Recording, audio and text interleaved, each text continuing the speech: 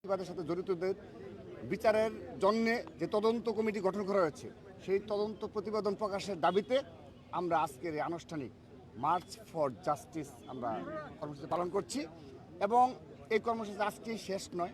আমরা যদি এই ইস্যুতে বিশেষ করে ছাত্রলীগের বিচার এবং ফ্যাসিবাদের সাথে জড়িত শিক্ষা প্রতিষ্ঠানগুলোতে যারা জড়িত ছিল তাদের যদি বিচার প্রক্রিয়া সম্পন্ন করতে না পারে আমরা ছাত্রদল রাজপথে থাকবো। আপনাদের আজকের প্রোগ্রামের মাধ্যমে কি আপনারা অন্তর্বর্তী সরকারের উপর কোনো চাপ তৈরি করতে চাচ্ছেন কি?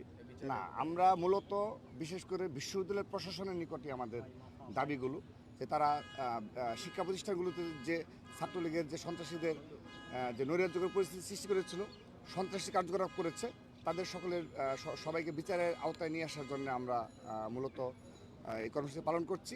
কিন্তু যারা গুম এবং খুনের সাথে জড়িত এবং ছাত্র দলের নেতাকর্মীদের গুম এবং খুন করা হয়েছে তাদের সাথে যারাই জড়িত থাকুক তাদের বিচারের দায়ভার কিন্তু অবশ্যই প্রশাসনের ওপর বর্তায়। তো তারাও তাদের দায়িত্ব পালন করবে।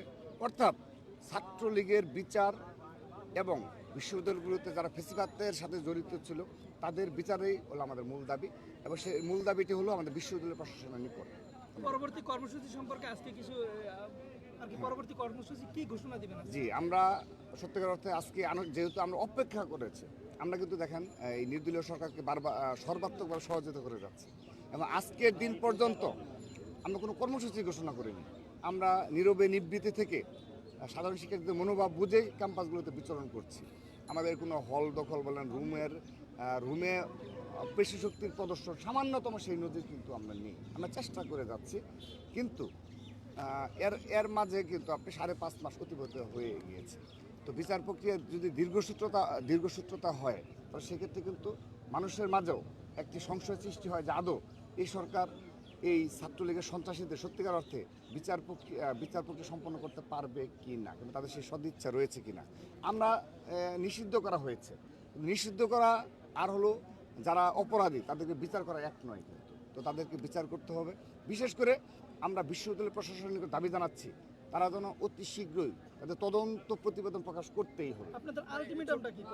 আলটিমেটাম হলো বিশ্ববিদ্যালয়ের প্রশাসনের নিকট যে তারা ছাত্রলীগের বিচারের জন্যে এবং যে সকল ফ্যাসিবাদের সাথে যারা জড়িত ছিল তাদের বিচারের জন্য তারা কিন্তু ঢাকা বিশ্ববিদ্যালয়, জাহাঙ্গীরনগর বিশ্ববিদ্যালয় সহ সব বিশ্ববিদ্যালয় প্রশাসন একটি তদন্ত কমিটি গঠন করেছে।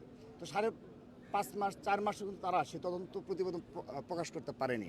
তো আমরা মূল দাবি হলো তাদের সেই তদন্ত প্রতিবেদন প্রকাশ করতে হবে এবং তাদের তদন্ত প্রতিবেদন অনুযায়ী যারা দোষী সাব্যস্ত হবে তাদেরকে সুষ্ঠু তদন্তের মাধ্যমে আইনের আওতায় নিয়ে আসতে হবে। এটা আমাদের মূল দাবি। ভাই, আপনাদের পক্ষ থেকে বারবার দ্রুত নির্বাচন চাওয়া হচ্ছে, যদি নির্বাচন না হয় সেক্ষেত্রে ছাত্র দলকে আবার আন্দোলনের মাঠে দেখা যাবে। দেখুন, আমরা আসলে ওই ইস্যুতে আজকে কোনো কর্মসূচি দেইনি, আমাদের কোনো বক্তব্য নেই। আমাদের মূল বক্তব্য আমরা বলেছি। ধন্যবাদ। আস্তে আস্তে আস্তে আস্তে আস্তে ভাই, আস্তে আস্তে কি হলো উত্তর দিকে আর কি, উত্তর দিকে